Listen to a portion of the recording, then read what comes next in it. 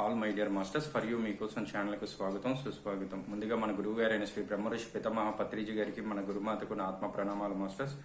Okay masters, ఈ రోజు మన ఛానల్కి సీనియర్ పిరమిడ్ మాస్టర్ గారైన సత్య సుధా గారు మండపేట నుంచి వచ్చారు మాస్టర్స్. మేడం గారు చెప్పబోయే టాపిక్ పత్రిజీ గారితో నా దివ్య ధ్యాన అనుభవాల గురించి చెప్పబోతున్నారు మాస్టర్స్. ఓకే మాస్టర్స్, మేడం గారికి వెల్కమ్ చెప్పుకుందాం. Okay madam, please welcome madam. Continue our session madam. Thank you madam. విశ్వవ్యాప్త పిరమిడ్ ధ్యాన కేంద్రాల వ్యవస్థాపకులు బ్రహ్మర్షి పితామహ పత్రిజీ గారికి. నా పేరు సుధా, మాది మండపేట. నేను 2004 జూలై 7వ తేదీ నుంచి నేను మెడిటేషన్ స్టార్ట్ చేశానండి. ఇందాక గాయత్రి గారు చెప్పారు ఓషో గురించి. అప్పుడు అన్నారు, మనం ప్రతి ఒక్కరి నుంచి ఏదో నేర్చుకోవాలి, ప్రతిదీ కూడాను. అలాగే మనం భయం నుంచి కూడా మనం నేర్చుకోవాలి, బాధ నుంచి కూడా నేర్చుకోవాలి అన్నారు. నిజంగా ఓషో గారు చెప్తారు, ప్రతిదీ కూడా భయం నుంచి, బాధ నుంచి, అన్నిటి నుంచి మనం నేర్చుకోవాలి అని బుక్స్‌లోని. నేను కూడా నిజంగా ఒక మరణం నుంచే నేర్చుకున్నాను ఈ ధ్యానాన్ని.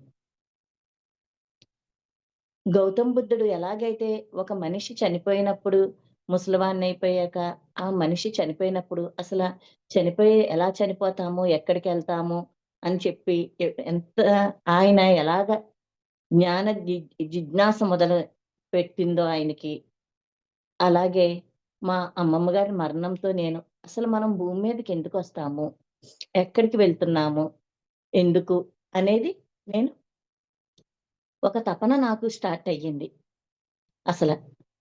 మా అమ్మమ్మ గారంటే మా అత్తయ్య గారు. ఆవిడ బాడీ వెకేట్ చేశారు. అప్పుడే నాకు మొదలయ్యింది, అసలు మనం దేనికోసం వచ్చామని. అలా మొదలైనప్పుడు నాకు తెలియకుండానే ఆ మెంటల్ టెన్షన్ బాడీ మీదకి తెచ్చుకోవడం జరిగింది. అప్పటి వరకు నాకు 2002 నుంచే నాకు మెడిటేషన్ తెలుసు, ధ్యానం తెలుసు, ఎలా చేయాలో తెలుసు. కానీ నాకేం అవసరం? నేను చాలా హ్యాపీగా ఉన్నాను. నాకు అవసరం లేదు. నాకన్నీ ఉన్నాయి.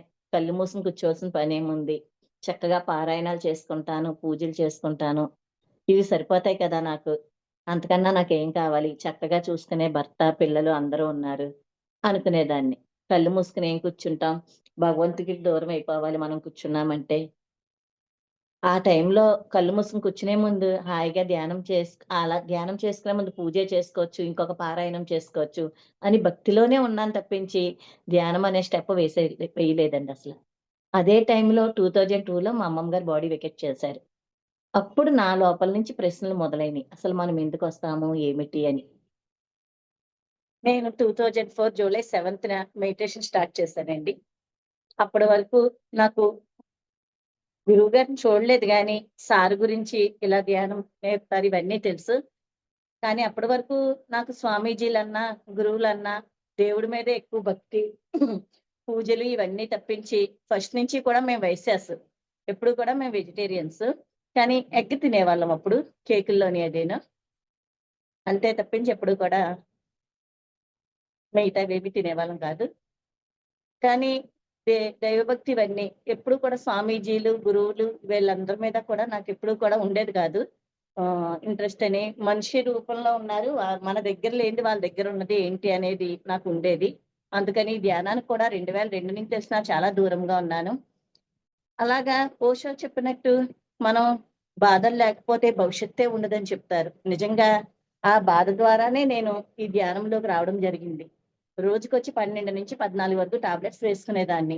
చూస్తే ఏమీ ఉండేది కాదు కంప్లెయింట్. కానీ ఏది నాకు ఇక్కడ నొప్పి, అక్కడ నొప్పి, ఒక మానసిక వేదన అనేది చాలా ఎక్కువగా ఉండేది.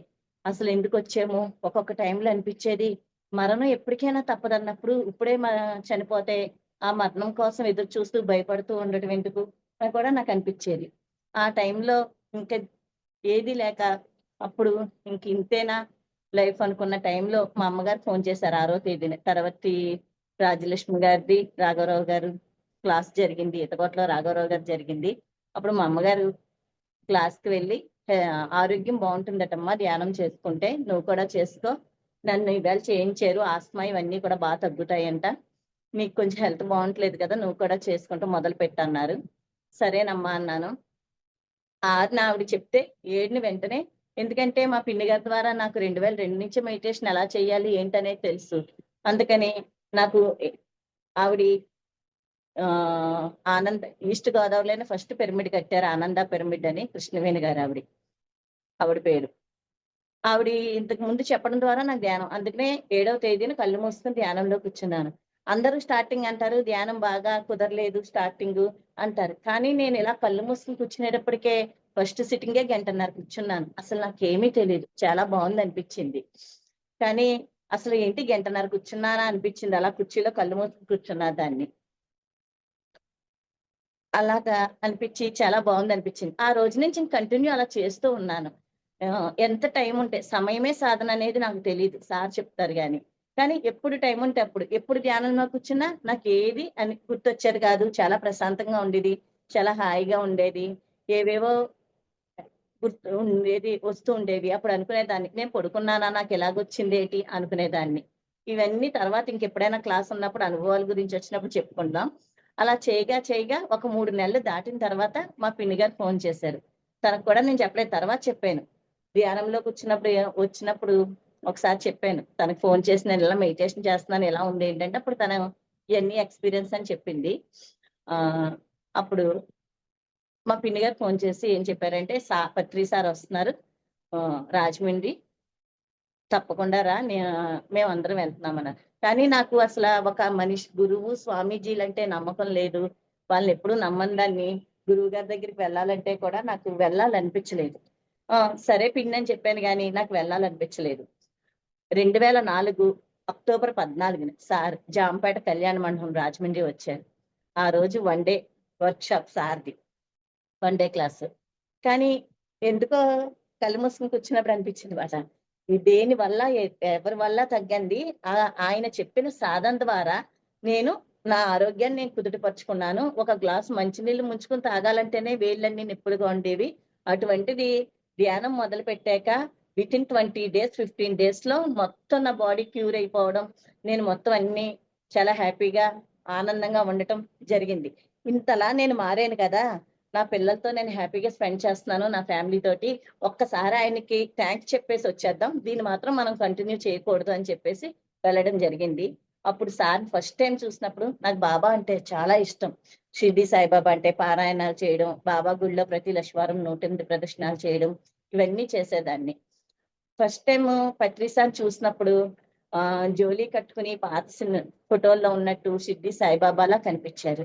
కనిపించి కళ్ళు నలుముకున్నా నాకు బాబానే కనిపించారు. బాబానే కనిపిస్తే ఏంటి ఇలా కనిపిస్తున్నారు అనుకున్నాను. సార్ రావడం కళ్ళు మూసుకోండి మెడిటేషన్ చెయ్యండి అన్నారు. మెడిటేషన్ చేస్తే కూడా నాకు బాబా కనిపించారు.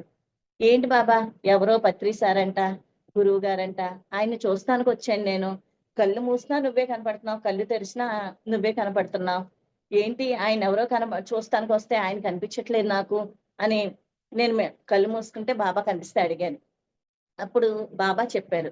ఇన్నాళ్ళు నువ్వు తిరిగినది కరెక్ట్. అది కాదు సరైన దారి ఏంటంటే, ఇదే సరైన దారి. ఆ చెయ్యి ఎప్పటికీ విడిచిపెట్టకు. అక్కడ నేను వేరు, గురువు వేరు కాదు. ఇద్దరు ఒకటేనని తెలియచెప్పడానికే నేను ఆ రూపంలో నీకు కనిపించాను. ఆ చెయ్యి మాత్రం విడిచిపెట్టకు అని చెప్పారు. సరే అయిపోయింది. సార్ ఓకే చెప్పారు. ఆ రోజు కాన్సెప్ట్ ఆత్మాయనం బుక్ రిలీజ్ చేశారు సార్. ఆత్మాయనం గురించి చెప్పి మళ్ళీ సంకల్ప శక్తి గురించి చెప్పారు. ఈ 2 టాపిక్‌లు తీసుకొని ఆత్మాయనం బుక్ రిలీజ్ చేసి చెప్తే అప్పుడు అనిపించింది. ఆత్మాయనం బుక్‌లోని అసలు మరణం ఏంటి ఇవన్నీ కూడా కొంచెం టూకీగా చెప్పి ఈ బుక్ కొనుక్కోండి. ఈ బుక్‌లో ఇవన్నీ ఉంటాయి అని చెప్పారు. ఆ 2 పుస్తకాలు కూడా నా కోసమే నిజంగాను ఆ రోజు గురువుగారు ఓపెన్ చేశారా అనిపించింది. ఎందుకంటే నేను మరణ భయంతోనే ధ్యానంలోకి వచ్చాను.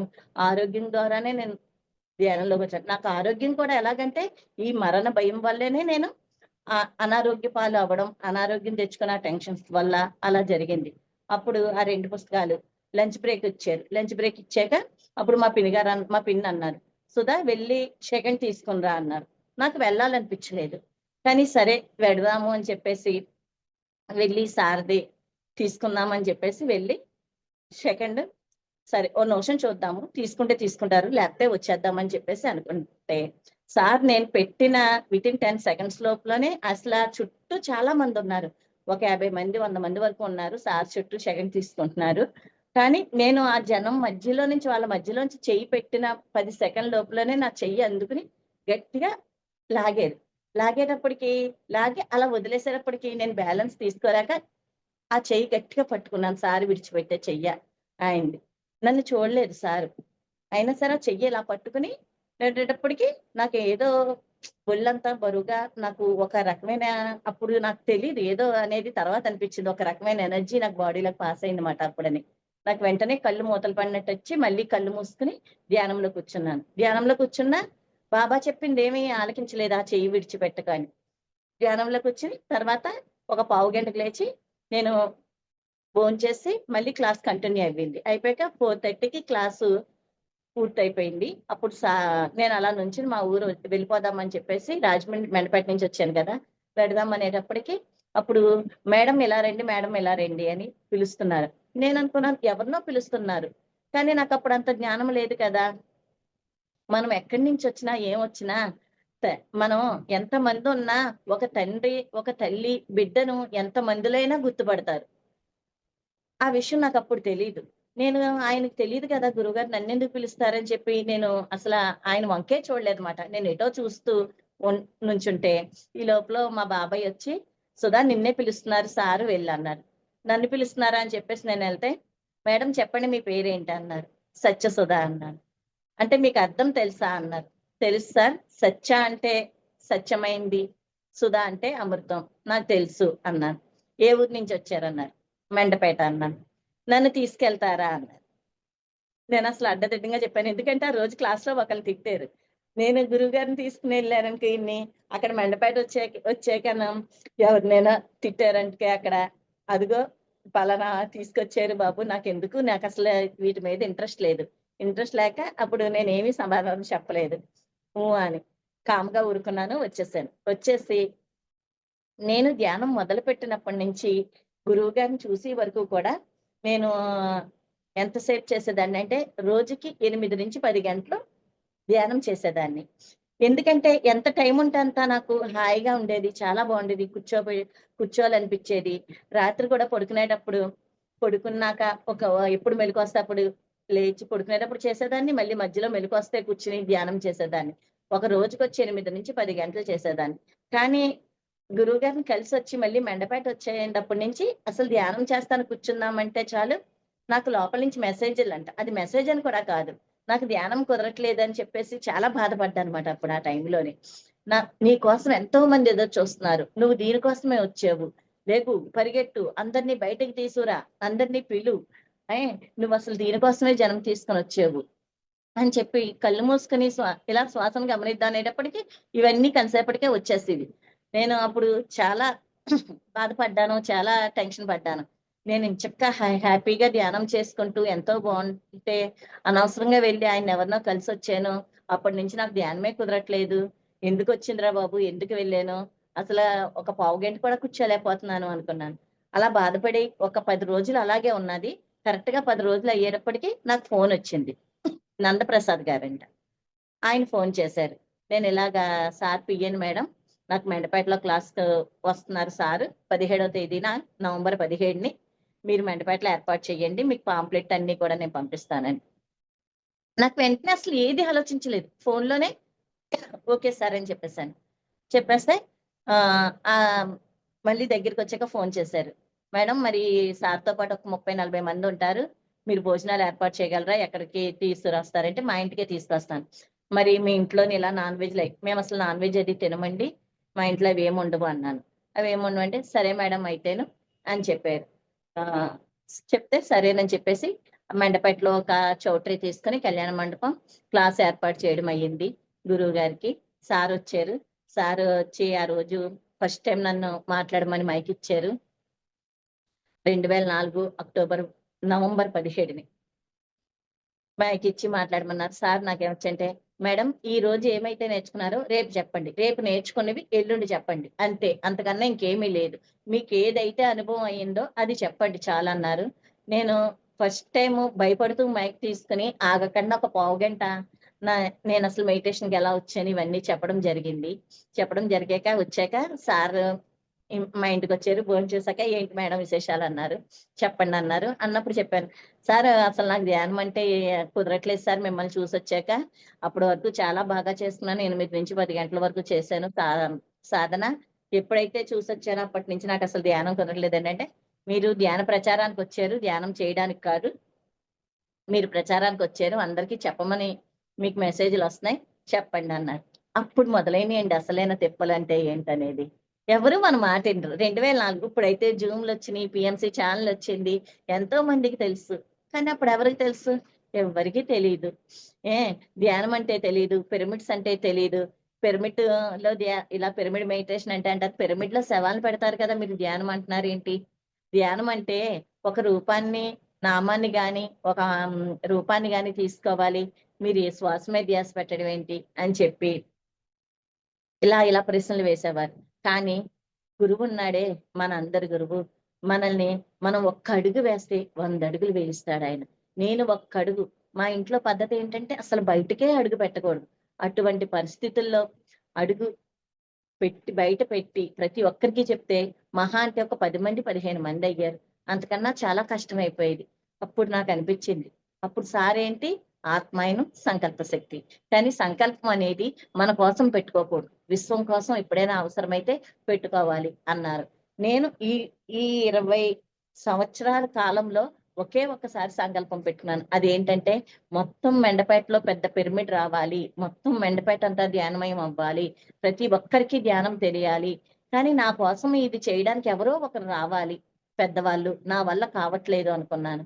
నిజంగా అది ఎప్పుడైతే అనుకున్నానో అప్పుడు వెంటనే మా ఇంటి పక్కనే ఉంటారు ఎక్స్ ఎమ్మెల్యే వివిఎస్‌ఆర్ చౌదరి గారని.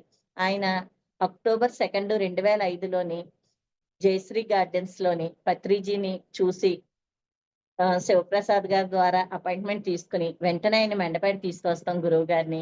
అప్పుడు ఎప్పుడైతే చౌదరి గారు తీసుకొచ్చారో ఆయన చక్కగా అన్నిటికి ఆధ్యాత్మిక సంస్థలేంటి ఆధ్యాత్మికంగా ఆయన ఎంతో ముందుంటారు.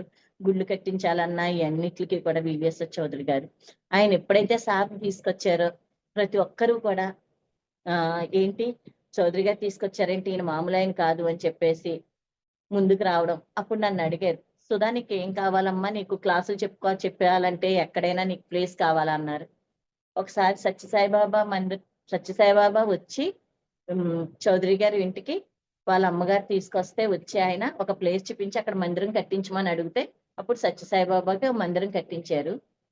అప్పుడు మళ్ళీ మందిరం ఓపెనింగ్ కూడా సత్యసాయిబాబా గారు వచ్చారు. అక్కడ రోజు భజన జరుగుతుంది. Morning section. అప్పుడు నేను ఈవినింగ్ అడిగాను. ఈవినింగ్ 3-5 నాకివ్వండి తాతగారు అక్కడ. నేను రోజు మెడిటేషన్ నేనెళ్లి కూర్చుంటాను. ఒకళ్ళొచ్చినా సరే, ఇద్దరొచ్చినా, ఎంతమందొచ్చినా నేనెళ్లి ఆ టైంలో మెడిటేషన్‌లో కూర్చుంటాను. ఎవరైనా వస్తే వాళ్ళకి చెప్తాను అన్నాను. సరేనమ్మా అన్నారు. నిజంగా.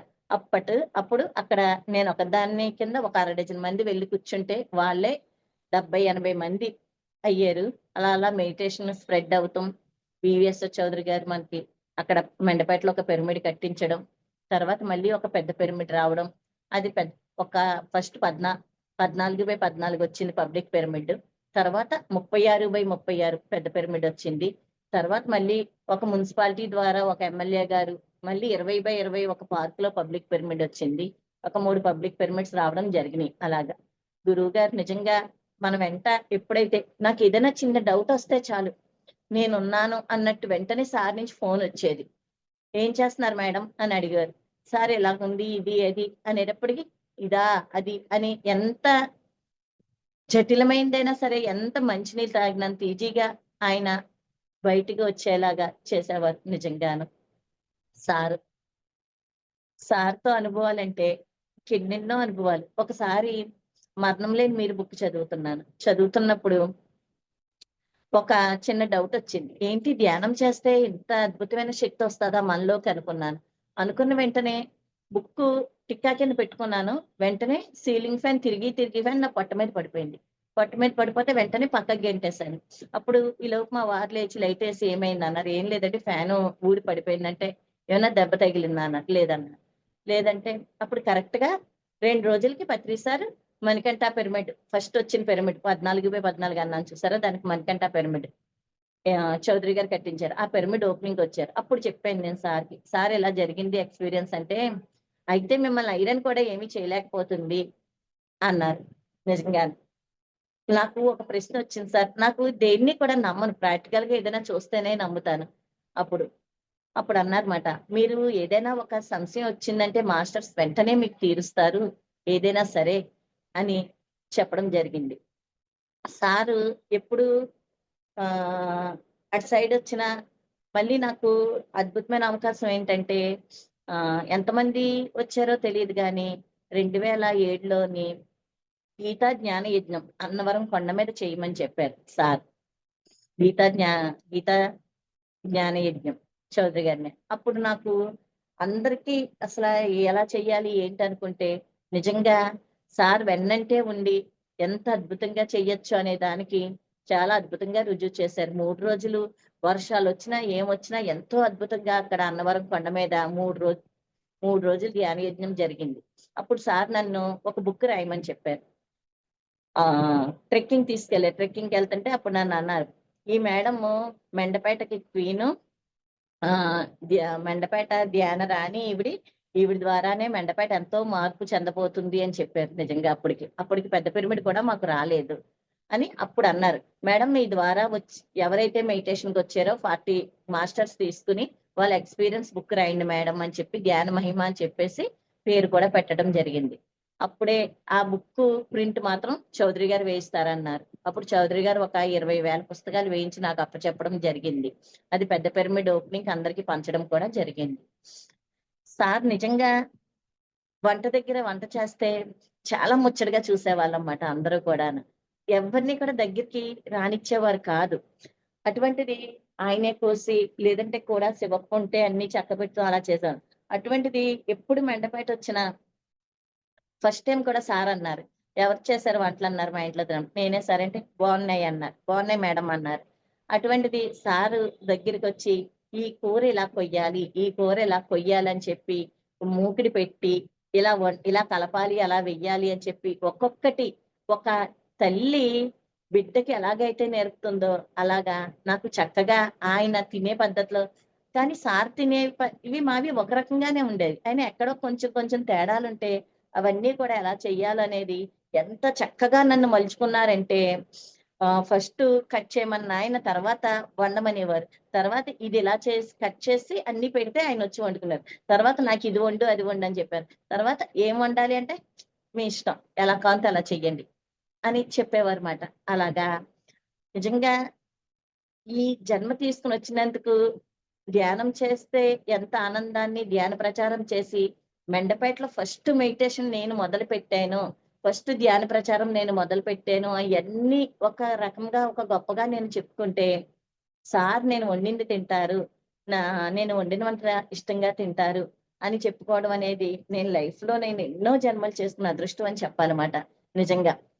ఎప్పుడైనా ఈవినింగు మేడం ఆకలేస్తుంది.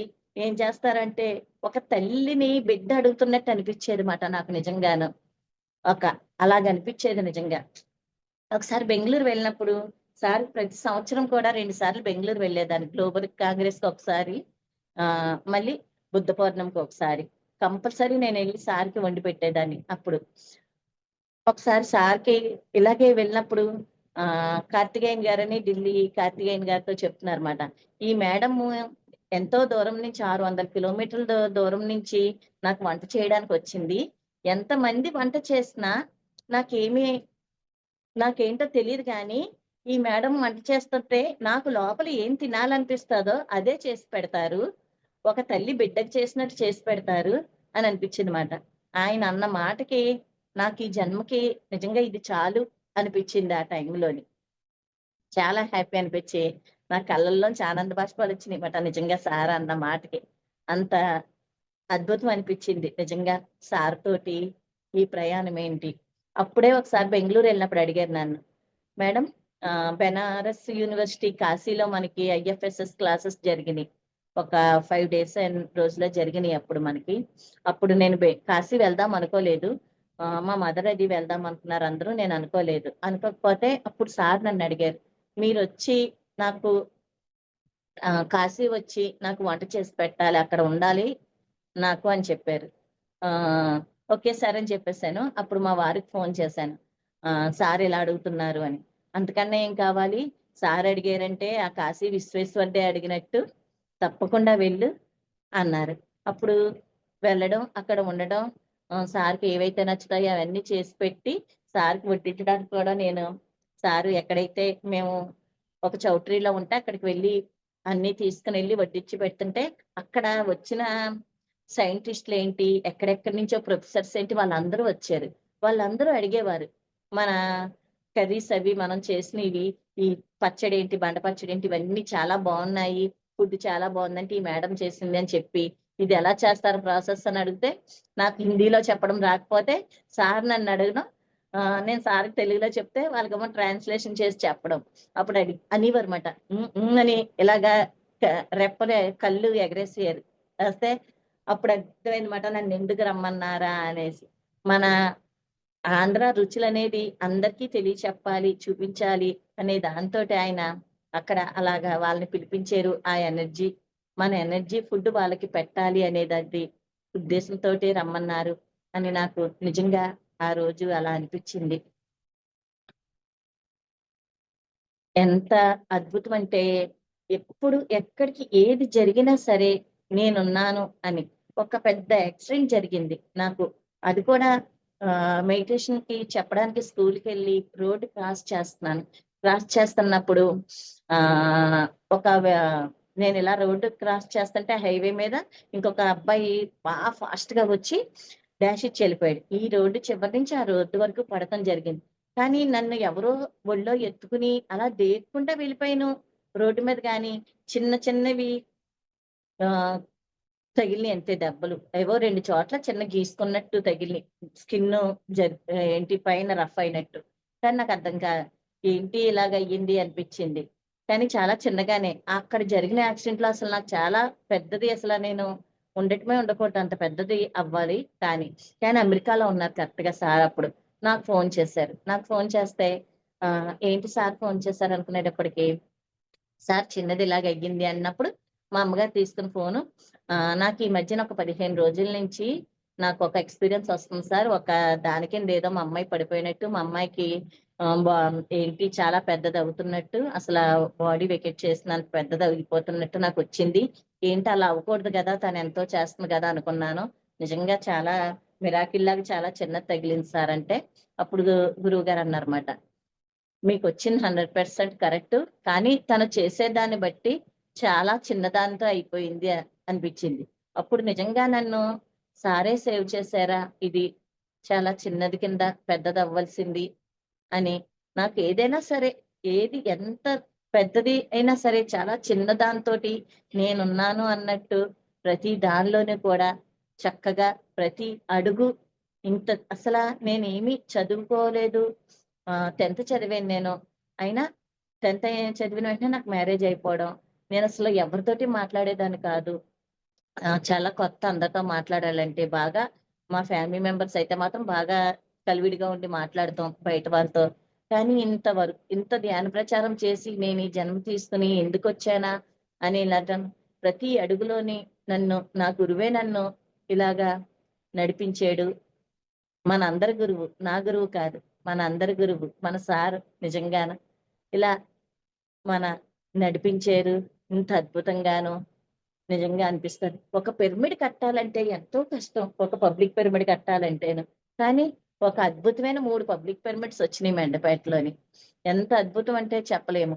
నాన్ మెడిటేటర్లు అందరూ కలిపి ఒక 17 సంవత్సరాల క్రితమే మొత్తం ఒక 50 మంది, 60 మంది కలిపి దగ్గర దగ్గర 100 మంది అందరూ డొనేషన్‌లు వేసుకొని ఒక సత్యనారాయణ గారన్న ఆయన ముందుకొచ్చి అందరి డొనేషన్‌లతోటి కింద హాలు పైన 40/40 లోపలొచ్చి ఇన్నరొచ్చి 36/36 వస్తది. అంత అద్భుతమైన పిరమిడ్‌ని రూపకల్పన చేసి నాకే కష్టం లేకుండా నా చేతిలో పెట్టారంటే అప్పుడు దాని ఓపెనింగ్‌కొచ్చినప్పుడు చెప్పారుమాట గురువుగారు. చాలా హ్యాపీగా ఉంది సార్. అందరూ కలిసి నాకు చక్కని పిరమిడ్‌ని అందించారు అంటే, మేడం మీ ఎనర్జీయే అలా సృష్టించబడింది. మీ తపనే అలా సృష్టించబడింది. దీనికి అది ఎంత పెద్ద పిరమిడ్డో అంత రెస్పాన్సిబిలిటీ మీకొస్తుంది. మీ చివరి శ్వాస ఉన్నంత వరకు కూడా దీన్ని మీరు విడిచిపెట్టరు. అర్థమైంది కదా! దీనికోసమే మీరొచ్చారు అని గురువుగారు చెప్పడం జరిగింది. ఇంత అద్భుతం. కానీ ఎన్ని పబ్లిక్ పిరమిడ్స్ ఉన్నా నాకు ఒక కోరిక ఉండిపోయింది. ఏంటంటే సార్ ఏమన్నారు, ప్రతి ఇంటి మీద ఒక పిరమిడ్ ఉండాలి అని చెప్పడం ద్వారాని మేము మా ఇంటి మీద ఒక పిరమిడ్ కట్టుకున్నాము. ఫస్ట్ పెంకే ఉండేది, 2 అంతస్తులుండి పెంకు. ఆ పెంకు తీసేసి డాబా వేసుకుని పిరమిడ్ కట్టుకోవడం జరిగితే దాని ఓపెనింగ్ సార్ని 2018లోని సార్కి ఫోన్ చేశాం. సార్కి ఫోన్ చేసి, సార్ ఇలా పిరమిడ్ పూర్తి అయిపోయింది, మీరు ఎప్పుడు వస్తారో నాకు డేట్ ఇవ్వండి సార్ అన్నాను. అంటే సరే మేడం, అయితే మార్చి 11 వస్తాను, ఈవినింగ్ పెట్టుకోండి అన్నారు. ఓకే సార్ అన్నాను. కరెక్ట్ గా 8వ తారీఖుని నేను మార్చి 8ని కాశీ నుంచి రావడం జరిగింది. సార్ అక్కడ కాశీ నుంచి వచ్చాక 8 మార్నింగ్ ఫ్లైట్ దిగడం, తర్వాత 11 పిరమిడ్ ఓపెనింగ్ మాట. నాకు సార్ మార్చి 11 అన్న వెంటనే చాలా హ్యాపీ అనిపించింది మాట. ఎంత హ్యాపీ అంటే చెప్పలేను. అసలు ఎటువంటి గురువు అండి, అసలు ఏం గురువు అర్థం కాలేదు అసలు. అమ్మైనా అడగందే పెట్టదంటారు ఎవరైనా సరే. అటువంటిది మార్చి 11 ఏంటంటే మా పెళ్లి రోజు, అది సిల్వర్ జూబ్లీ. మా పిల్లలు సిల్వర్ జూబ్లీ చేసుకోమ్మా అని చాలా పట్టుపట్టారు ఇద్దరు కూడాను. కానీ నాకు ఇంట్రెస్ట్ లేదు. గురువు గారు ఎప్పుడొచ్చి పిరమిడ్ ఓపెన్ చేస్తారో అప్పుడే మనకి పండగ. సిల్వర్ జూబ్లీ అందరూ చేసుకుంటారు, మనం పిరమిడ్ ఎప్పుడు ఓపెన్ చేస్తే అప్పుడే చేసుకుందాము, సిల్వర్ జూబ్లీ నాకు ఇంట్రెస్ట్ లేదమ్మా అని చెప్పాను. అటువంటిది పిల్లలు కోరిక తీర్చినట్టు ఇటు నాకు మళ్ళీ సిల్వర్ జూబ్లీ అంటే ఇంకా ఇది పెళ్లి 25వ పెళ్లి రోజు నాకు అయినట్టు. అసలు సార్కి చెప్పకపోయినా మార్చి 11 ఈవినింగ్ ఇచ్చారు. ఎప్పుడైతే నా పెళ్లి అయ్యిందో కరెక్ట్ గా అదే టైంలో సారు మా ఇంట్లో పిరమిడ్ ఓపెన్ చేశారు. 7:15 నిమిషాలకి ఈవినింగ్ అన్నది. మళ్ళీ వైజాగ్ నుంచి మొదలుపెట్టి మళ్ళీ వస్తూ తునిలో ఎక్కడో విజిట్ ఉంటే అది చూసుకుని 6కి వస్తానన్న ఆయన 7:15కి వచ్చి పిరమిడ్ ఓపెన్ చేశారు. ఆ పిరమిడ్ ఓపెన్ చేయడం కూడా ఎలాగంటే, ఓపెన్ చేసే ముందు అడిగారు నన్ను, మీకు ఎవరిష్టం, ఏం పేరు పెట్టమంటారు అని. మీ ఇష్టం సార్ అన్నాను. మా వారిని అడిగారు. అడిగితే మా వారు కూడా మీ ఇష్టం సార్ అన్నాం. మీ ఇష్టం సార్ అంటే అప్పుడు ఇలా కళ్ళు మూసుకుని శ్రీ సుధా పిరమిడ్ అని పెట్టారు. అప్పుడు నాకు ఇంకా వాయిస్ లేదు. నాకేంటంటే మా ఊర్లో 3 పిరమిడ్స్ వచ్చినాయి. ఒకటి మణికంఠ పిరమిడ్, అయ్యప్ప స్వామి గుడి దగ్గర చౌదరి గారు కట్టారు. అందుకని ఆయన మణికంఠ పిరమిడ్ అని పెట్టారు. కొనగల్ సత్యనారాయణ గారి పిరమిడ్. ఆయన ముందుకొచ్చి వాళ్ళందరూ నాన్ మెడిటేటర్స్ చెప్పాను కదా.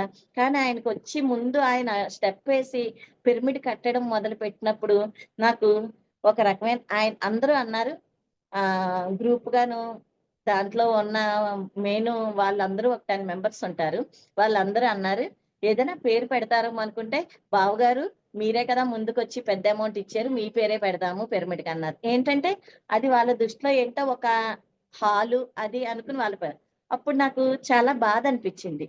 ఒక యోగి పేరో ఏదో పెడతారు కదా, ఇలా పెట్టారు ఏంటని చెప్పేసి వెంటనే గురువు గారిని అడిగేశాను సార్, పత్రి సార్ని.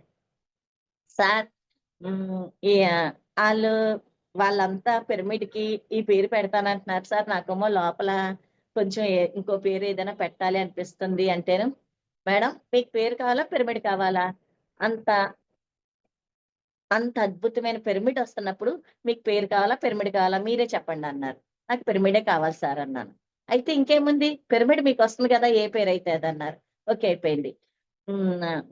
ఇంకోటేమో వెంకటేశ్వర పిరమిడ్ అని పార్క్ లో ఉన్న పిరమిడ్ కి వచ్చి 20/20 దాన్నేమో ఆయన ఎమ్మెల్యే గారికి వెంకన్న బాబు ఇష్టం అంటే వెంకటేశ్వర పిరమిడ్ అని చెప్పేసి అది పెట్టారు. అందుకని నా పిరమిడ్ కి ఒక ఒక యోగి పేరు పెట్టాలి, ఒక బాబాజీ పేరని, ఒక బుద్ధుడి పేరని, ఏదో ఒక పేరు పెట్టాలి గురువు గారు అని నేను అనుకున్న దాకా ఉండి, తీరా చూస్తే సుధా పిరమిడ్ అని పెట్టారు.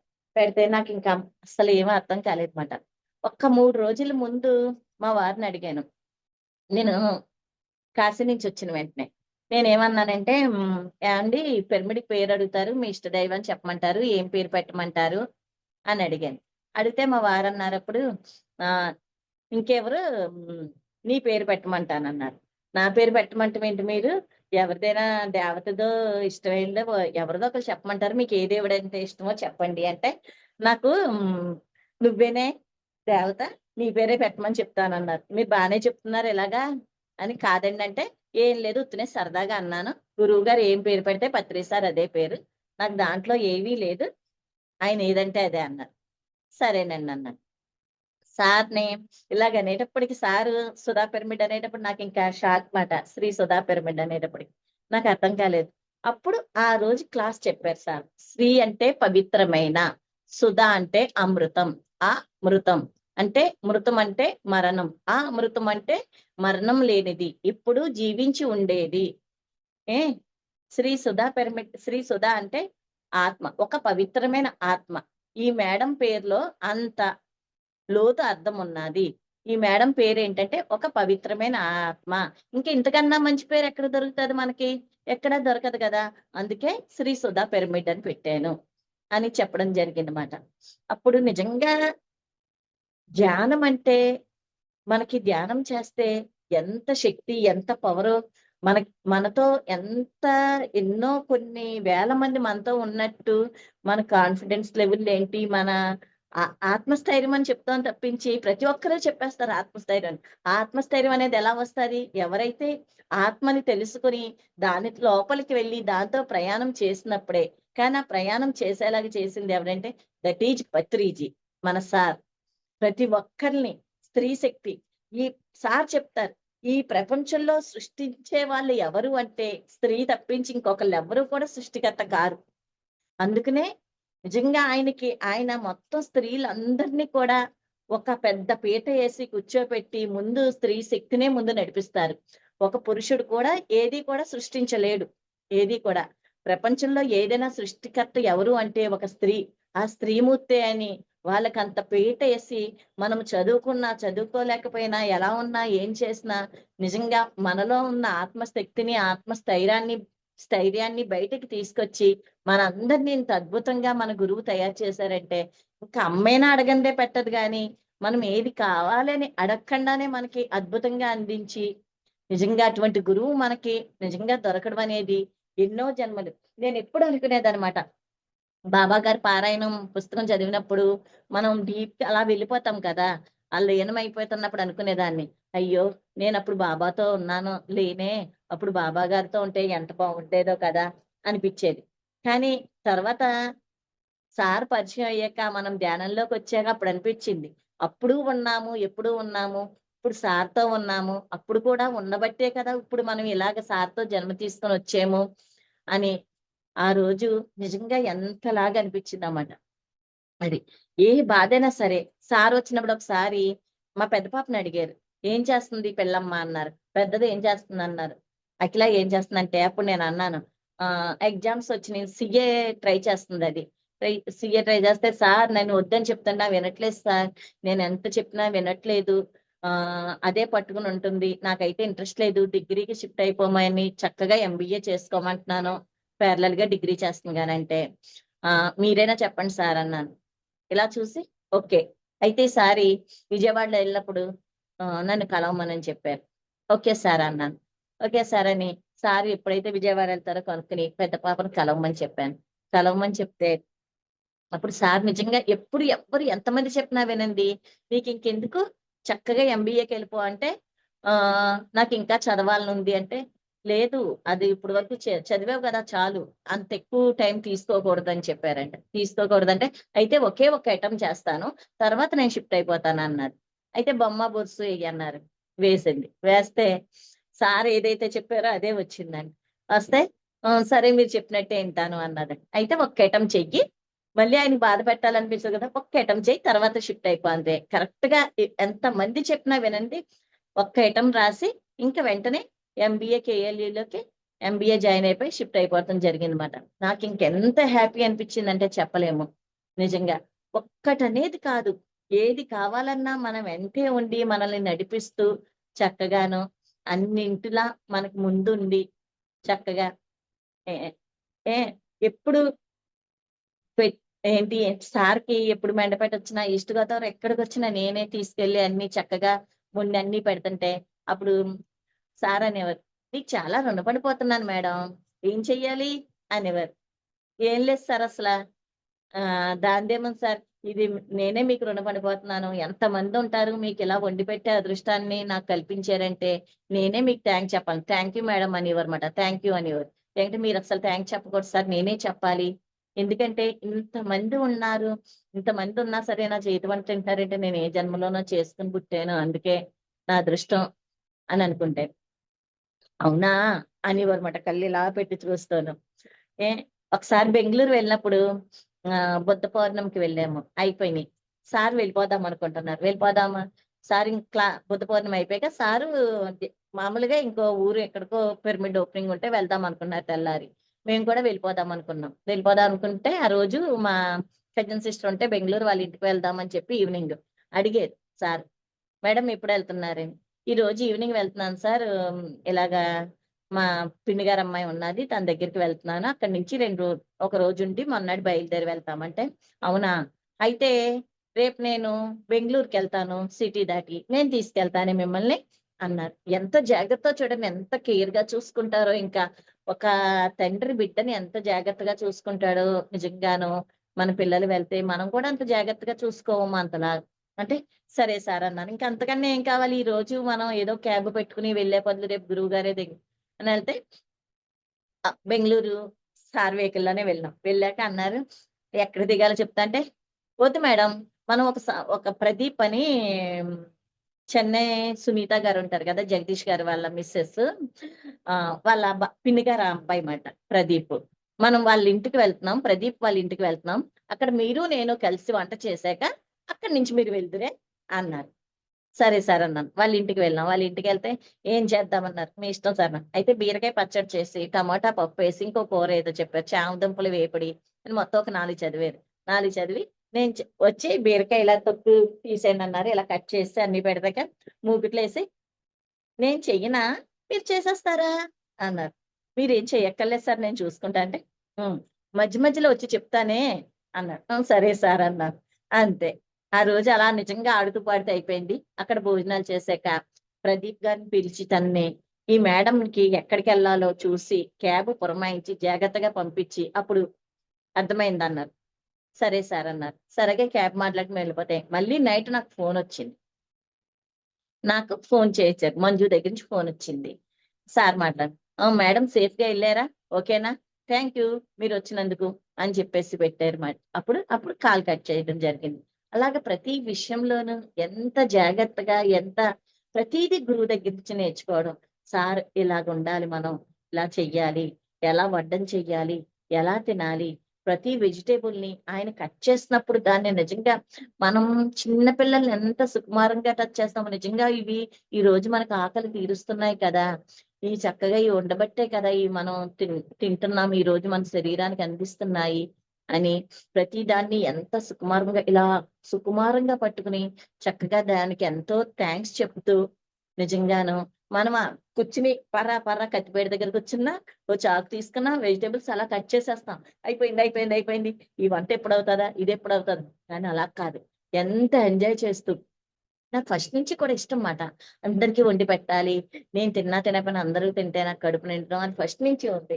అందుకేనేమో నేను సార్‌కి కనెక్ట్ అయ్యాను అనిపిస్తదన్నమాట ఈ విషయంలో, వంట విషయంలోని. అందుకని అది ఇంకా ఎంజాయ్ చేస్తూ ఎలా చెయ్యాలి? ఇంకా ఎలా మనం దీన్ని చు తి ఏంటి వెజిటబుల్స్ కట్ చేయాలి? అందరికి పెట్టేటప్పుడు ఎలాగుండాలి ఆనందంగా ఎలా వండాలి? అది అసలైన ప్రసాదం కింద ఎలా తయారవుతది? అసలైన ఎనర్జిటిక్ ఫుడ్ కింద ఎలా తయారవుతుంది? అనేదన్నీ కూడా నిజంగాను సారు కలుపుతుంటుంటేను, వాటిని చూస్తుంటేను, ఆయన దగ్గరుండి చాలా నేర్చుకోవడం అయ్యింది నిజంగాను. ఎంతో అద్భుతంగాను సార్ తోటి. ఒక్క రోజనేది కాదు. ఒకరోజు ఇలాగే ఎప్పుడో ఒకసారి చెప్తే, ఆ రోజు పనిగట్టుకుని నాకు ఫోను చేశారు. ఆ రోజు పుట్టినరోజని. "మేడం ఈరోజు మీ పుట్టినరోజు కదా! హ్యాపీ బర్త్‌డే" అన్నారు. అసలా ఎవరికీ కూడా చెప్పడం అనేది నేను వినలేదు. ఆ రోజు ఎందుకు చేశారో అనుకున్నాను నిజంగా. చాలా హ్యాపీగా ఫీలయ్యాను ఆ రోజు. ఆ రోజు మాట్లాడి ఫోను పెట్టేసాక కరెక్ట్‌గా 2 డేస్‌లో మళ్ళీ నాకు మెడిటేషన్‌కి ఒక 16 సంవత్సరాల అమ్మాయి ఆహ్, యాక్సిడెంట్‌లో చనిపోతే ఆ తల్లి 8 మంది ఆ ఫ్యామిలీలో డాక్టర్స్ ఉన్న హైదరాబాద్ వరకు తీసుకెళ్ళి, ఆ అమ్మాయికసలు ఆ అమ్మాయి వల్ల కాకపోతే ఎవరి వల్ల కాలేదు ఆ అమ్మాయి. ఇంకా ఒక రకంగా ఓ ఇద్దరు ముగ్గురు పట్టుకుని నడిపించేలాగా తయారయింది ఆ అమ్మాయి. బిడ్డని అలాగా సడెన్‌గా కాలేజీకెళ్ళిన అమ్మాయి తిరిగి డిగ్రీ ఏంటి ఇంటర్ సెకండ్ ఇయర్ చదువుతుంది. కాలేజీకి వెళ్ళిన అమ్మాయి వచ్చేటప్పుడు లారీ కింద పడి చనిపోయింది. అటువంటి టైంలో తల్లి చూస్తే ఆ తల్లి పరిస్థితి ఎలా ఉంటది? ఎవరి వల్ల కాకపోతే అప్పుడు ఆ అమ్మాయిని నా దగ్గరికి తీసుకురావడం జరిగింది. నిజంగా 2 రోజుల ముందు సారు ఫోన్ చేయడం, మళ్ళీ ఒక 4 రోజుల ముందు ఎటో రాజమండ్రి వెళ్తూ ఒకసారి నన్ను మెండపేట వెళ్దామని చెప్పేసి మెండపేట తీసుకురమ్మని, ఎవరింటికి రాకుండా మణికంఠ పిరమిడ్‌కొచ్చి అక్కడ అందరిని అక్కడికి రమ్మని అక్కడ ధ్యానం చేసి వెళ్ళిపోవడం జరిగింది. ఇవన్నీ ఎందుకనేది నాకు అర్థం కాలేదసలు ఫస్ట్ స్టార్టింగ్. కానీ తర్వాత ఆహ్, ఈ ఎప్పుడైతే ఈ అమ్మాయిని నా దగ్గరికి తీసుకొచ్చారో, అప్పుడు ఆ అమ్మాయిని మెడిటేషన్ కూర్చోబెట్టాను. ఆ అమ్మాయిని చూస్తే నాకు చాలా కంగారొచ్చింది, భయమొచ్చింది. ఎందుకంటే వాళ్ళు ఫోన్‌లో అడిగారు. "మీరు మెడిటేషన్ చెప్తారంట కదా! ఇలా బావుంటుందంట, ఇలా చెప్తారంట, చాలా బావుంటదంట. ధ్యానం చేస్తేను. మా పాపని ఇలా తీసుకొస్తున్నాం. తను వాళ్ళ అమ్మాయి బాడీ వెకేట్ చేసి చాలా ఆహ్, డిస్టర్బ్ అయింది. మీ దగ్గరికి తీసుకురమ్మని డాక్టర్లు చెప్పారు. మెడిటేషన్ చేయించమనన్నారు." "ఆ! ఓకే. తీసుకురండి" అన్నాను. కానీ తర్వాత నాకు అర్థం కాలేదసల. నేను తీసుకురమ్మని చెప్పేసాను. నా వల్ల అవుతుందా అనిపించింది ఆ అమ్మాయిని కారులోంచి దించుతుంటేను. కానీ తీసుకొచ్చి కూర్చోపెట్టి అన్నిటికీ గురువే ఉన్నాడు. ఇక్కడ నేను కాదు. నేను చేసేది నేను కాదు. చెప్పేది నేను కాదు అని నేను అలా కూర్చొని మెడిటేషన్‌లో కూర్చోపెట్టాను. ఆ రోజు కూర్చున్నారు. మొన్నాడు తెల్లవారుజామున 4కి తీసుకురమ్మన్నాను. ప్రతిరోజు 4కి మెడిటేషన్‌కెళ్తాం పిరమిడ్‌కి. 4కి తీసుకుంటే తనని అలాగే తీసుకొచ్చారు. 4:30 ఆ టైంలో. అప్పుడు అలా మెడిటేషన్ కూర్చోబెడితే రెండో రోజు చేసింది. ఇంక మూడో రోజు తను కొంచెం ఇంకా డీప్‌కెళ్ళింది. మళ్ళీ నాలుగో రోజుకొచ్చేటప్పటికి తన బిడ్డని తను చూసుకుంది.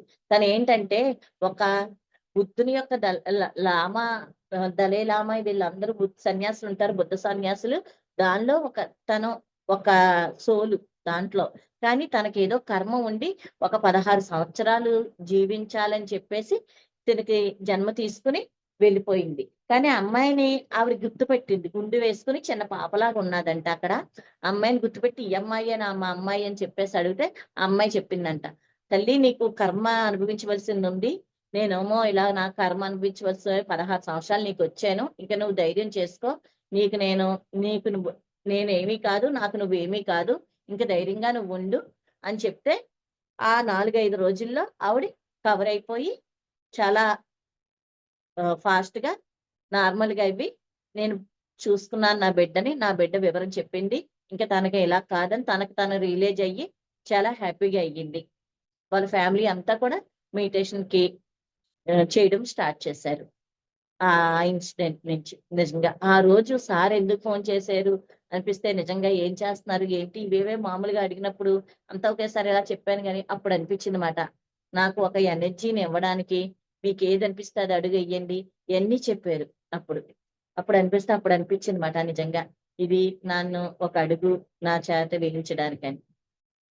ఒకసారి ఇలాగే మా తాతయ్య గారు బ్రెయిన్ హ్యామరేజ్ అయింది. పెట్టాం 3 హాస్పిటల్‌లో పెట్టాం.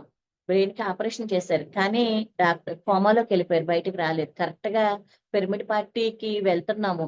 మేము క్యాన్వాసింగ్ కదా! అందరికి పెట్టి నుంచోపెట్టి పిరమిడ్ పార్టీకి పాంప్లెట్‌లు పంచడానికి వెళ్తున్నాం చుట్టుపక్కల వాళ్ళకి. అదే రోజు జరిగింది ఇలాగ. అప్పుడు హాస్పిటల్‌లో ఉంచాము. కానీ 3 డేస్ అయ్యింది. 3 డేస్ అయ్యాక తను ఇంక రావట్లేదు. మా వారు మొదటి రోజు నుంచీను సార్‌కి ఫోను చేయవే, సార్‌కి ఫోను చేయవే అంటే చేస్తానని చెప్పి నేను చేయలేదు. 3 రోజులయ్యాక నాలుగో రోజు ఫోను చేశాను. ఆ! హలో అప్పుడు కేశవరాజు గారికి చేసి సార్‌కివ్వండి అన్నాను.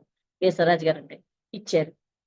సార్ అన్నాను. సార్ అని తాతయ్య గారు అనేటప్పటికి నేనింకా మాట పూర్తిగా చెప్పకుండానే ఇచ్చామరణాన్ని పొందుతున్నారు మేడం. ఓకే. బావుందంతాను. ఇంక మీరు ప్రిపేర్ అయిపోండి అని చెప్పారు.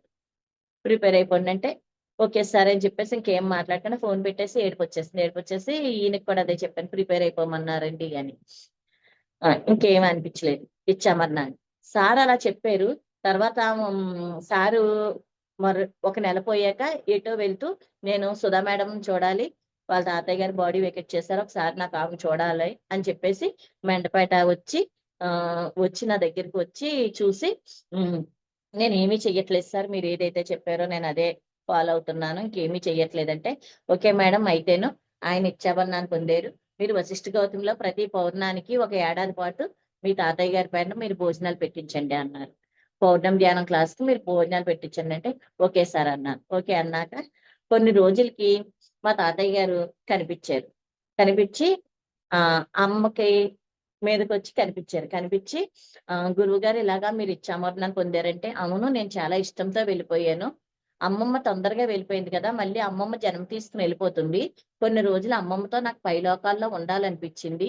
అందుకే మీరందరూ మీకు మీరు చక్కబెట్టుకుంటారు. అందుకని నేను పైకి వెళ్ళిపోయానని చెప్పారు మా తాతయ్య గారు. చూడండి గురువు.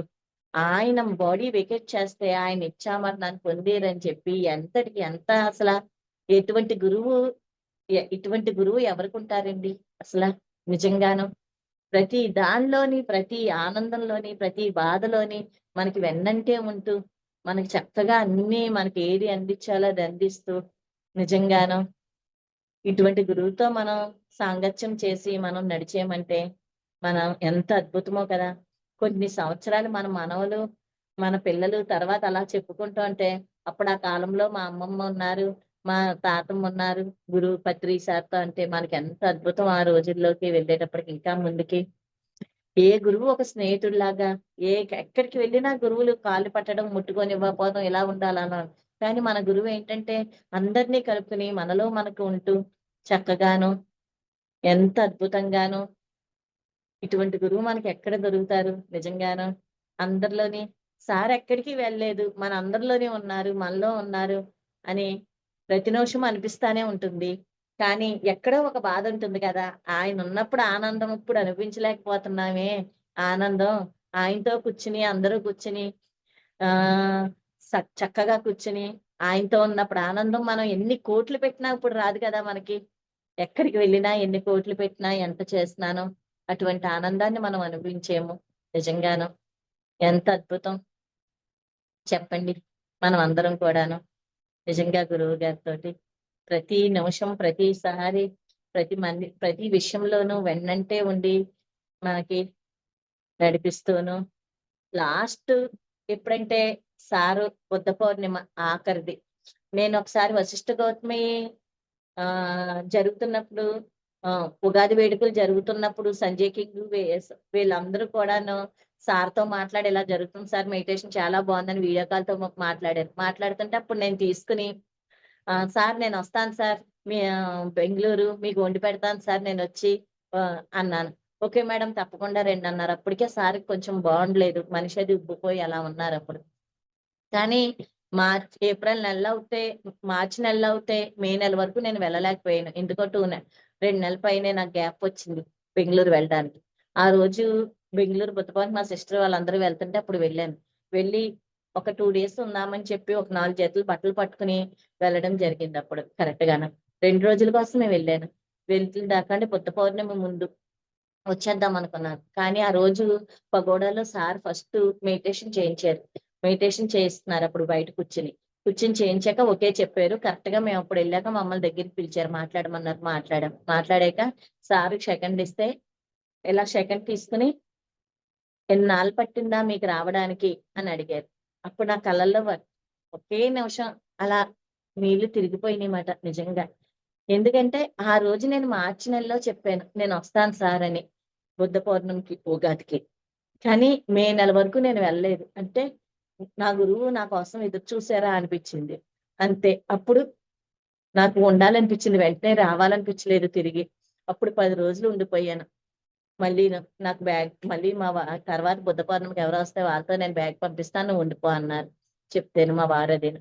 ఉండిపోయాను. అదే చివర ఆ 10 రోజులే. మళ్ళీ తర్వాత నేను సార్‌ని కలిసింది లేదు. ఆయనకి వండి పెట్టింది లేదు. ఆ 10 రోజులే నాకు నిజంగాన అప్పుడు వండి పెట్టింది సార్‌కి. చాలా హ్యాపీ అనిపిచ్చింది. అది. Okay masters. గురువు గారితో అసల నా ధ్యాన జీవితం, నా ప్రయాణం ఎలా ఉందో చెప్పాను. ఏమీ తెలియని ఆలు కూడా రానిది నిజంగాను ఎవరికి ఏం చెప్పాలో తెలియంది. ఈరోజు నేను ఇలా చెప్తున్నా ఇంత అద్భుతంగా ఇక్కడ ధ్యాన ప్రచారం మెండపేటలో ఏంటి ఇంత అద్భుతమైన పిరమిడ్లు. ప్రతి అడుగులోనే ఆయనే ఉన్నారు. ఆయనే నడిపించారు. అన్నీ ఆయనే చేస్తున్నారు గాబట్టి ఇలా నా ప్రయాణం ఈ చివరి శ్వాస, ఈ శ్వాస చివరి వరకు కూడా ఎప్పటి వరకు అయితే నాకు శ్వాస ఉంటుందో అప్పటి వరకు కూడా ఈ ధ్యాన ప్రయాణం అనేది జరుగుతూనే ఉంటుంది. నేను మెండపేట సుధాంత అని కన్నా ఆహ్, పిరమిడ్ లో ధ్యానం చెప్తారు సుధా అంటేనే నిజంగా అందరికీ అంత ఎక్కువగా తెలిసేలాగా గుర్తింపు అనేది అందరికీ తెలిసేలాగా అయ్యింది. మెండపేట అంతా ధ్యానమయం అంటే నేను అందరూ ధ్యానం చేసేయాలనుకున్నాను. అది కాదు కరెక్ట్. ప్రతి ఒక్కరికి ధ్యానం తెలియాలి. అది ధ్యానం అంటే మామూలు విషయం కాదు. ఎవరికి ఎప్పుడు రాగలరో వాళ్ళ కర్మానుసారం వాళ్ళప్పటికి రాగలరు గాని, అది మన చేతుల్లో ఏమీ లేదు. అది వాళ్ళ టైము. నేనే మా పిన్ని గారు చెప్తేనే 2 సంవత్సరాలు పట్టింది. నా కర్మ పరిపక్వానికి వచ్చి, నేను ధ్యానం స్టార్ట్ చేయడానికి. అందుకని నిజంగా నా ప్రతి అడుగులోని కూడా సారే ఉన్నారు. ఎప్పుడూ కూడా ఆయనే నడిపిస్తారని అనుకుంటాను. Thank you. Thank you. Thank you అండి. Okay madam. మరియు మీకోసం మన ఛానల్కి వచ్చి ఎంతో ఆత్మజ్ఞానం అందించినందుకు thank you madam. Thank you. Thank you.